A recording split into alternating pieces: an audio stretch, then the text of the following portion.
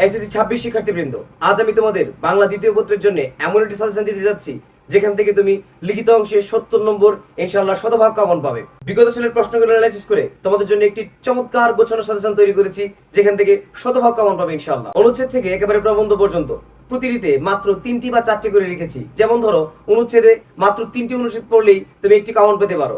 একইভাবে সারাংশ, সারমর্ম, ভাব সম্প্রসারণ কিংবা পত্র দরখাস্ত, এর প্রতিটি থেকে মাত্র 3টি বা 4টি করে পড়লেই তুমি সকল বোর্ডে শতভাগ কমন পাবে। চলো আমরা আজকে সাজেশনটি শুরু করে দিই। আমরা জানি 1 নং এ থাকে আমাদের অনুচ্ছেদ। অনুচ্ছেদ থেকে আমরা রেখেছি মাত্র 3টা। আমরা প্রথমে রেখেছি আন্তর্জাতিক মাতৃভাষা দিবস। এটা আন্তর্জাতিক মাতৃভাষা দিবস না এসে অনেক সময় থাকে শহীদ দিবস এবং 21শে ফেব্রুয়ারি। আমি তোমরা যেন ঘাবড়ে না যাও তাই এই 3টিকে আলাদা আলাদা রেখেছি, যেন তোমরা বুঝতে পারো যে আন্তর্জাতিক মাতৃভাষা দিবস, শহীদ দিবস এবং 21শে ফেব্রুয়ারি 3টি একই। আমরা 2 নম্বরটি দেখি। তোমাদের জন্য দ্বিতীয় গুরুত্বপূর্ণ বিষয় হচ্ছে বৈশাখী মেলা। আমরা 3 নম্বরটি দেখে নেই, স্বাধীনতা দিবস। এই 3টি পড়লে ইনশাআল্লাহ অনুচ্ছেদ থেকে তুমি যে কোনো বোর্ডে কমন পাবে। তবে তোমাদেরকে ঝুঁকিমুক্ত রাখতে আমি আরো 2টি অনুচ্ছেদ রেখেছি, সেগুলো একটু দেখে যেও। আমি সেগুলো দিয়ে দিচ্ছি তোমাদেরকে। হচ্ছে বইমেলা বা অমরকেশ গ্রন্থ মেলা, আর হচ্ছে সুন্দরবন। এই দুটি তোমরা একটু দেখে যেও। যদি কোনো কারণে বোর্ড আসলে এলোমেলো করে ফেলে তাহলে এগুলো তোমাকে বাঁচাবে। আমি তোমাদের অনুচ্ছেদ লেখার কৌশল একটু বলে দিচ্ছি। অনুচ্ছেদে সবচেয়ে গুরুত্বপূর্ণ বিষয় যেটি, অবশ্যই অনুচ্ছেদ তোমাকে একটি মাত্র প্যারায় লিখতে হবে। অবশ্যই অনুচ্ছেদ এক প্যারায় লিখতে হবে। যদি তুমি অনুচ্ছেদকে প্যারায় প্যারায় ভাগ করে ফেলো তাহলে অনুচ্ছেদে তুমি নম্বর পাবে না। এমনকি পরীক্ষক যদি তোমাকে শূন্য দেন, এতেও তুমি কিছু করতে পারবে না। আশা করি বুঝতে পেরেছো। এখন অনেকে প্রশ্ন করো, স্যার অনুচ্ছেদের জন্য আসলে কত পৃষ্ঠা লিখবো? যদি স্ট্যান্ডার্ড মানের লেখা হয় তাহলে 1 পৃষ্ঠা লিখলেই হয়। তবে 1.5 থেকে 2 পৃষ্ঠার বেশি লেখার প্রয়োজনীয়তা নেই। আমি তোমাদেরকে এটার জন্য একটু সুন্দর করে সাজিয়ে রাখছি। অনুচ্ছেদটা আমি এক নজরে একটু দেখিয়ে দিই যে তুমি আসলে কিভাবে অনুচ্ছেদ লিখবে। দেখো, আমি শুরুতে লিখে রেখেছি অনুচ্ছেদ অবশ্যই একটি মাত্র প্যারা লিখতে হবে। এই যে অনেকের প্রশ্ন, স্যার একটি অনুচ্ছেদ কতটুকু লিখবো? আমি এটিও বলে দিয়েছি। তুমি শেষ মুহূর্তে কিভাবে একটি অনুচ্ছেদ গুছিয়ে প্রস্তুতি নিবে আমি একটি নমুনা তোমাকে দেখিয়ে দিচ্ছি। যেহেতু আন্তর্জাতিক মাতৃভাষা দিবস আমি শুরুতে রেখেছি, তাই সেটি আমি তোমাদেরকে দেখিয়ে দিচ্ছি। তুমি কোন কোন বিষয়গুলো মাথায় রেখে পড়বে। যে কোনো অনুচ্ছেদের জন্য তুমি শুরু বা ভূমিকা অংশের জন্য 2টি লাইন লিখবে। যেমন আন্তর্জাতিক মাতৃভাষা দিবসের জন্য, বৈশাখী মেলার জন্য, কিংবা আমরা যেগুলো লিখেছি এই সবগুলোর জন্য প্রথমে তুমি 2টা লাইন মাথায় রাখবে যে এটি হচ্ছে শুরুর অংশ। তারপর হচ্ছে যেহেতু এটা আন্তর্জাতিক মাতৃভাষা দিবস তাই এটার ইতিহাস সবচেয়ে গুরুত্বপূর্ণ। এটি তোমাকে অবশ্যই লিখতেই হবে। আন্তর্জাতিক মাতৃভাষা দিবসের ক্ষেত্রে তোমাকে ইতিহাস অবশ্যই তুলে ধরতে হবে।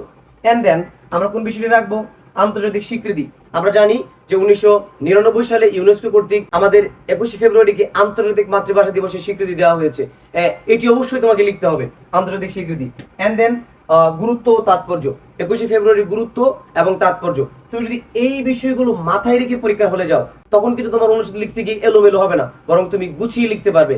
আমাদের যেটা হয়, ধরো আমরা পড়ছি ঠিকই কিন্তু কোন কোন বিষয়গুলো লিখবো, কোনটার পরে কোনটা লিখবো সেগুলো আমাদের মাথায় থাকে না। শেষাংশে আমি যে সাজেশনটা তোমাদেরকে দিচ্ছি এটা থেকে মানে ওই বিষয়গুলো একবারে ধরে ধরে তোমরা একটা নোট করে লিখবে যে এটার জন্য আমি এই এই এই পয়েন্টগুলো লিখবো। 4টা কিওয়ার্ড মাথার মধ্যে নিয়ে যাবে যেগুলোর উপর ভিত্তি করে আসলে তুমি অনুচ্ছেদটি লিখবে। এবার চলো আমরা পত্র দেখে নিই। আমরা পত্রের ক্ষেত্রে যেটি লিখেছি 1 নম্বরটি, এটি সকল বোর্ডের জন্য সবচেয়ে গুরুত্বপূর্ণ। এমন হতে পারে এটি তোমার পরীক্ষায় চলে আসবে। চট্টগ্রাম বোর্ডের ক্ষেত্রে যে ঘটনাটি ঘটেছে, বিগত 3 বছরে আসলে এই প্রশ্নটি এসেছে। এবছরে কি আসতে পারে চট্টগ্রাম বোর্ডে? হ্যাঁ, এই বছরও চট্টগ্রাম বোর্ডের জন্য এটি গুরুত্বপূর্ণ। আমরা দ্বিতীয়ত পত্রের জন্য যেটি লিখেছি, তোমার এলাকার স্বাস্থ্য কেন্দ্রের দুর্দশার কথা জানিয়ে যে কোনো পত্রিকায় প্রকাশের জন্য পত্র লিখো। 3 নম্বর হচ্ছে সড়ক দুর্ঘটনার প্রতিকারের দাবি জানিয়ে পত্রিকায় প্রকাশ উপযোগী একখানা পত্র লিখো। এই জায়গায় আমি অবশ্যই কথা বলবো, একটু মনোযোগ দিয়ে দেখো 3 নম্বরটি। 3 নম্বরটি কিন্তু অনেক বেশি গুরুত্বপূর্ণ। এবার আমাদের ঈদ উল ফিতরে সবচেয়ে বেশি সড়ক দুর্ঘটনা হয়েছে। যদিও প্রতি বছরের জন্য সড়ক দুর্ঘটনা এটি গুরুত্বপূর্ণ, কিন্তু এই বছর একটু বেশি গুরুত্বপূর্ণ সকল বোর্ডের জন্য। অন্তত 3, 4টি বা 5টি বোর্ডে এই প্রশ্নটি আসতে পারে। এবং আরেকটি হচ্ছে অবশ্যই ঐতিহাসিক স্থান ভ্রমণের অভিজ্ঞতা জানিয়ে বন্ধুর নিকট একখানা পত্র লিখো। এই দুটি বেশি গুরুত্ব দিবে। আর এটিও তো মাঝখানে আছে, 3টি সমান গুরুত্বপূর্ণ। এই জায়গায় আমাদের একটা সমস্যা যেটা হয় পত্রের মধ্যে, এই যে এটা সড়ক দুর্ঘটনার প্রতিকারের দাবি জানিয়ে পত্রিকায় প্রকাশ উপযোগী একখানা পত্র লিখো। এটা যখন আমাদেরকে করতে বলে আমরা এটিকে অনেকেই প্রতিবেদন মনে করে বসে থাকি। 2 নংয়ে পত্রে তোমাকে বলে যে অমুক একটি ঘটনার এই অমুক সমাধান জানিয়ে পত্রিকায় প্রকাশের জন্য একটি পত্র লিখো। তার মানে তোমার কাজ হচ্ছে একটা চিঠি অর্থাৎ পত্র লিখে পত্রিকা অফিসে পাঠানো। তবে এটার ফরম্যাটটা একটু ভিন্ন, সেই ফরম্যাটটা আমি আলাদা একটি ভিডিওতে দেখিয়ে দিয়েছি, সেটি তোমরা দেখে নিতে পারো। এবার আমরা এটারও ঝুঁকি মুক্ত থাকতে আমি আরো দুটো রেখেছি। একটা হচ্ছে সম্প্রতি পড়া একটি বই সম্পর্কে মতামত জানিয়ে তোমার বন্ধুকে একখানা পত্র লেখো। আরেকটি হচ্ছে এসএসসি পরীক্ষার পর অবসর দিনগুলো কিভাবে কাটাবে তা জানিয়ে বন্ধুর কাছে একখানা পত্র লিখো। এইগুলো দেখতে তোমার সময় লাগবে না, অল্প কয়েক মিনিট, 5 থেকে 10 মিনিটের মধ্যে তুমি কিন্তু দুটি দেখে ফেলতে পারবে। সুতরাং এটি নিয়ে ঝামেলা হবে না। আমরা দেখি দরখাস্ত। দরখাস্তের ক্ষেত্রে আমরা মাত্র দুটি রেখেছি। প্রথমটি দেখো, তোমার এলাকার পাঠাগার স্থাপনের প্রয়োজনীয়তা উল্লেখ করে চেয়ারম্যান বরাবর একখানা আবেদনপত্র লিখো। যদি তোমাকে একবার সহজ করে বলে দেই, বেশিরভাগ বোর্ডে এটি চলে আসবে, পাঠাগার স্থাপনের প্রয়োজনীয়তার বিষয়টি। তোমরা এটা খুব ভালো করে পড়বে, অবশ্যই এটা খাতায় লিখে প্র্যাকটিস করবে। আমি দরখাস্তের ক্ষেত্রে একটি বিষয় বলে রাখি, দরখাস্তে তোমাকে অবশ্যই এক পৃষ্ঠায় লিখতে হবে। চেষ্টা করবে ডান পাশের পৃষ্ঠাটিতে লেখার জন্য। আমি তোমাকে একবার দেখিয়ে দিচ্ছি, এটা দেখো। আমরা সাধারণত যে কাজটি করি, অনেক সময় এই যে এই পৃষ্ঠায় লিখে আমরা আবার ওই পৃষ্ঠাতেও যাই, ঠিক আছে? এই ক্ষেত্রে আমরা দরখাস্তের ক্ষেত্রে আমরা দুই পৃষ্ঠায় কোনোভাবেই লিখবো না। ঠিক আমরা কোন পৃষ্ঠায় লিখবো? এই যে এই পৃষ্ঠাটিতে আমরা লিখবো, মানে এটি নয়, আমরা এই পৃষ্ঠাটিতে দরখাস্ত লিখবো এবং অবশ্যই এক পৃষ্ঠাতে শেষ করব। দরখাস্ত দুই পৃষ্ঠায় লেখা যায় না এবং দরখাস্তে কাটাছেঁড়া করবে না। আমি যে সাজেশন দিয়ে দিয়েছি, ইনশাল্লাহ এটি আসবে পরীক্ষায়। যেহেতু তোমরা কমনও পাবে, তারপরেও যদি তোমরা একটু প্র্যাকটিস করে না যাও, তাহলে এটি তোমাদের জন্য ব্যর্থতা। তোমরা বাংলা দ্বিতীয়তে এই ঘোষণা প্রস্তুতির মধ্য দিয়ে খুব ভালো একটি ফলাফল করতে পারবে ইনশাল্লাহ। চলো আমরা দ্বিতীয় যে লিখিত সেটি দেখি। ডাক যুগে পুস্তক পাঠানোর অনুরোধ জানিয়ে একটি স্বনামধন্য প্রকাশনীর বিক্রয় কর্মকর্তার কাছে আবেদনপত্র লিখো। এটি হচ্ছে আরেকটি, তোমরা এটির উপর সবচেয়ে গুরুত্ব দিবে। আমি তোমাদের বলেছি, চলো আমরা এটারও ঝুঁকি এড়িয়ে রাখতে আমি আরো এক দুটি রেখেছি। তোমরা এই দরখাস্ত করলে বেশি সময় লাগে না, জানো, অল্প একটু সময়ে তোমরা আরো কয়েকটি দরখাস্ত দেখে নিবে। এর মধ্যে আমি আরেকটি রেখেছি, দরিদ্র তহবিল থেকে সাহায্য কিংবা ক্যান্টিন স্থাপন। এটা তোমরা কিন্তু একবারে ধরো যে 6-7 থেকে একটু একটু দেখে আসতেছো, দরিদ্র তহবিল থেকে সাহায্য আর ক্যান্টিন স্থাপন। আরটা দেখতে পারো, শিক্ষা সফরে যাওয়ার অনুমতি প্রার্থনা করে তোমার বিদ্যালয়ের প্রধানের নিকট একখানা আবেদনপত্র লিখো। এই তিনটে দেখতে পারো, দরিদ্র তহবিল থেকে আবেদন, ক্যান্টিন স্থাপন আর হচ্ছে শিক্ষা সফরে যাওয়ার জন্য আবেদন। এগুলো দেখলে তোমরা জানো 2-3 মিনিট করে লাগে, সুতরাং এটা একটু দেখে যাবে। ওকে, এবার চলো আমরা সামনে যাই। দরখাস্ত শেষ। সারাংশ রেখেছি মাত্র 3টি। এই 3টি সারাংশ পড়লেই ইনশাল্লাহ তুমি কমন পেতে পারো। চলো আমরা দেখে নিই এই 3টি। 1 নম্বরে, মানুষের মূল্য কোথায়?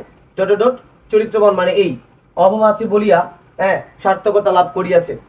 3, অভ্যাস ভয়ানক জিনিস। এই 3টাই সমান গুরুত্বপূর্ণ। সারাংশের জন্য আমি আরো 1-2টি তোমার হচ্ছে আলাদা রাখছি, যেন তোমরা একটু দেখে যাও। আমি বারবার বলছি, প্রতিটার জন্য আমি 1-2টি করে ঝুঁকি মুক্ত থাকার জন্য রেখে দিয়েছি, সেগুলো তোমরা পড়বে।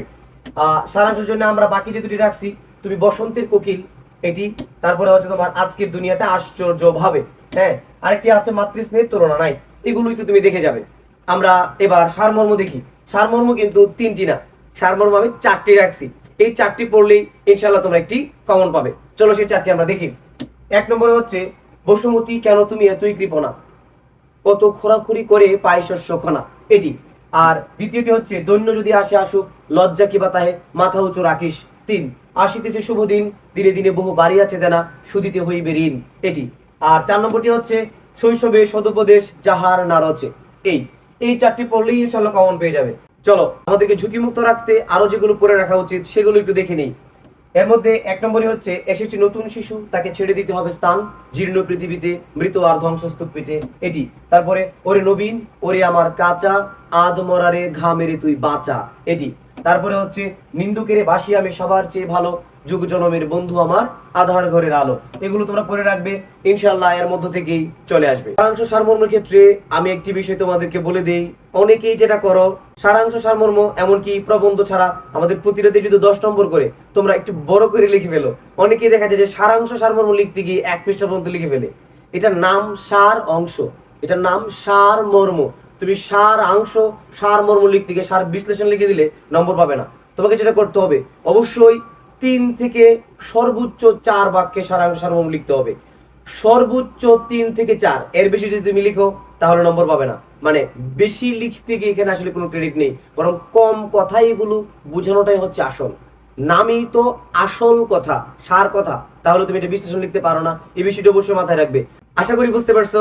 চলো এবার আমরা ভাব সম্প্রসারণ দেখি। ভাব সম্প্রসারণ একটু বেশি পড়তে হবে, ভাব সম্প্রসারণ সহজ কমন পড়ে না, বুঝছো? প্রতি বছরই দেখা যায় ভাব সম্প্রসারণ থেকে আসলে উল্টোপাল্টা দিয়ে দেয়। এই কারণে ভাব সম্প্রসারণ একটু বেশি রাখছি। একে তো 4টা মূলে রাখছি, ঝুঁকিমুক্ত থাকতেও একটু বেশি রাখছি। এবং ভাব সম্প্রসারণ যদি তুমি একটু যত্ন করে পড়ো, বেশি কোনো সময় কিন্তু লাগবে না।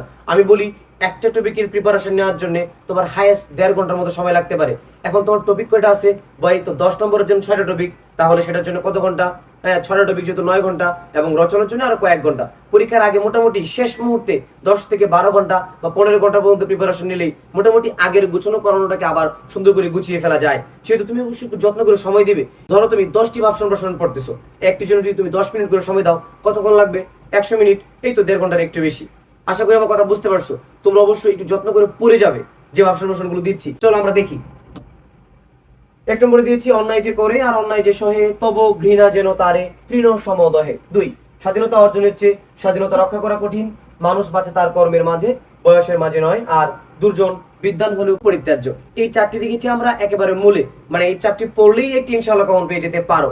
তবে ঝুঁকিমুক্ত থাকতে আমাদের আরো অনেকগুলো পড়তে হবে। হ্যাঁ, ঝুঁকিমুক্ত থাকতে যেগুলো আমরা পড়বো: পাপীকে নয়, পাপকে ঘৃণা করো। 2, মেঘ দেখে কেউ করিস নে ভয়, আড়ালে তার সূর্য হাসে, হারা শশীর হারা হাসি অন্ধকারে ফিরে আসে। ভোগে নয়, ত্যাগী প্রকৃতি সুখ, স্বদেশের উপকারে নেই যার মন, কে বলে মানুষ তারে পশু সেই জন। এই আর সর্বশেষ, গ্রন্থগত বিদ্যা আর পরহস্তে দন, নহে বিদ্যা নহে দন, হলে প্রয়োজন। এই 5টি তোমরা দেখবে। দেখো আমি 9টি ভাব সম্প্রসারণ দিয়ে দিয়েছি। অনেকেই মনে করতে পারো স্যার তাহলে সাজেশন দেওয়ার দরকার কি? ভাব সম্প্রসারণ পড়লে অন্তত 30 থেকে 35টি পড়া যেতে পারে, এবং সবগুলো তোমার কাছে গুরুত্বপূর্ণ মনে হবে। আমি যে 4টি তোমাকে আগে দিয়েছি সেই 4টি খুব ভালো করে পড়বে, এবং বাকি 5টি এক নজর দেখে যাবে। যদি কোনো কারণে অঘটন ঘটে যেন তুমি বেঁচে যাও। কথার কথা বলো, তোমাকে এত কনফিডেন্টের সাথে তোমাকে সাজেশনটা দিচ্ছি, যদি তোমার একটা কমন না আসে আমার কিছু হবে? হবে না। আমি যেটা মন থেকে বলতেছি, তুমি তো বিপদে পড়বে, সুতরাং তুমি নিজের জায়গাটা সেফ জোনে রাখবে, এটা কিন্তু মাথায় রাখবে। তাই আমার ঝুঁকিমুক্ত থাকতে যে বিষয়গুলো দিচ্ছি সেগুলো কিন্তু তুমি অবশ্যই পড়ে যাবে। চলো আমরা এবার দেখি প্রতিবেদন। প্রতিবেদনও আমি একটু বেশি রেখেছি, প্রতিবেদন থেকে যেন তোমরা একেবারে হুবহু কমন পাও। চলো আমরা প্রতিবেদনগুলো দেখে নিই। প্রতিবেদন 1 নম্বরে হচ্ছে শহীদ দিবস ও আন্তর্জাতিক মাতৃভাষা দিবস উদযাপনের বিবরণ দিয়ে একটি সংবাদ প্রতিবেদন তৈরি করো। আমি শুরুতেই তোমাদের একটু বলে দিই, প্রতিবেদন মূলত থাকে 2 প্রকার, একটা সংবাদ প্রতিবেদন আর একটা প্রাতিষ্ঠানিক প্রতিবেদন। তোমাদের কিন্তু প্রাতিষ্ঠানিক প্রতিবেদন আসবে না, তোমাদের শুধু সংবাদ প্রতিবেদন আসবে। এটি আগেই বলে দেওয়া আছে 5 নঙে সংবাদ প্রতিবেদন আসবে। আগে কিন্তু এই জায়গায় একটি অনুচ্ছেদ আসার কথা ছিল, ইংরেজি অনুচ্ছেদ, এখন কিন্তু এটি বাদ দেওয়া হয়েছে। বলা হয়েছে ওই অনুচ্ছেদের স্থানে সংবাদ প্রতিবেদন প্রতিস্থাপিত হলো, সুতরাং তোমাদের 5 নঙে শুধুই সংবাদ প্রতিবেদন আসবে। তোমরা এই একটি ফরম্যাট, সংবাদ প্রতিবেদনের ফরম্যাটটি শুধু শিখে ফেললেই হবে। আমরা 2 নম্বরটি দেখি, সড়কের দুরবস্থা সংক্রান্ত একটি সংবাদ প্রতিবেদন তৈরি করো। আমরা ওই জায়গায় কিন্তু পাইছিলাম যে সংবাদপত্রে প্রকাশের জন্য পত্র লিখো, ওইটা আলাদা, বুঝতে পারছো বিষয়। আর এখানে তুমি সাংবাদিক হয়ে এই প্রতিবেদনটি লিখবে। এবার আমরা 3 নম্বরটি দেখি, তোমার এলাকায় বৃক্ষরোপণ বিষয়ক একটি সংবাদ প্রতিবেদন তৈরি করো। 4, নবীন বরণ ও বিদায় সংবর্ধনা উদযাপন বিষয়ক প্রতিবেদন। এই 4টা পড়লেই তুমি ইনশাআল্লাহ ঝুঁকিমুক্ত। এই 4টা খুব ভালো করে একেবারে লিখে লিখে অনুশীলন করে যাবে। চলো আমরা সর্বশেষ প্রবন্ধ দেখে নেই। প্রবন্ধ রেখেছি মাত্র 4টি। এই 4টি প্রবন্ধ পড়লে ইনশাআল্লাহ তুমি একটু কমন পাবে। সেই 4টি কি? চলো দেখি। আমরা 1 নম্বরের প্রবন্ধে রেখেছি কৃষিকাজে বিজ্ঞান। বিজ্ঞান সম্পর্কিত একটি প্রশ্ন প্রতি বছরই আসে, সেটা হচ্ছে আমরা এই বছর রেখেছি কৃষিকাজে বিজ্ঞান। এটি অনেক বেশি গুরুত্বপূর্ণ। 2, মাদকাসক্তি ও তার প্রতিকার। এই জায়গায় আসলে সবসময়ই আমি তোমাদেরকে বলি মাদকাসক্তি বানানটির দিকে খেয়াল রাখতে, তাই আমি এখানে কেটে দেখাবো তোমাদেরকে। আমি ইচ্ছা করে ভুল করে রাখছি, আশা করি তোমরা বুঝতে পেরেছো। এই জায়গার মধ্যে মাদকাসক্তি, মাদক কখনো শক্তি নয়, মাদক সবসময় আসক্তি। এই কারণে এখানে দন্ত সহ হবে কিন্তু বানানটিতে। আশা করি তোমরা বুঝতে পারছো। মাদকাসক্তি ও তার প্রতিকার। আমরা 3 নম্বরটি দেখি, সময়ানুবর্তিতা। 3 নম্বর হচ্ছে সময়ানুবর্তিতা, আর 4 হচ্ছে বাংলাদেশের উৎসব। এই 4টি পড়লেই ইনশাআল্লাহ তুমি একটি কমন পাবে। তবে অবশ্যই ঝুঁকিমুক্ত থাকতে আমাদের আরেকটু দেখে রাখা উচিত। চলো সেই 1-2টি দেখে নেই। আমরা ঝুঁকিমুক্ত থাকতে প্রবন্ধে রেখেছি বাংলাদেশের পর্যটন শিল্প এবং স্বদেশ প্রেম। এই 2টি পড়লেই ইনশাআল্লাহ তুমি ঝুঁকিমুক্ত থাকতে পারবে। পরীক্ষার জন্য মাঝখানে আরো 1টি দিন বাকি আছে। তোমার যদি কোনো ব্যক্তিগত সমস্যা থেকে থাকে কমেন্টে জানাও, ইনশাআল্লাহ সেগুলোর জন্য ভিডিও অচিরেই পেয়ে যাবে। এরকম চমৎকার ভিডিও পেতে বাংলা জ্ঞান ভিডিও চ্যানেলটিকে সাবস্ক্রাইব করে রাখো। আসসালামু আলাইকুম।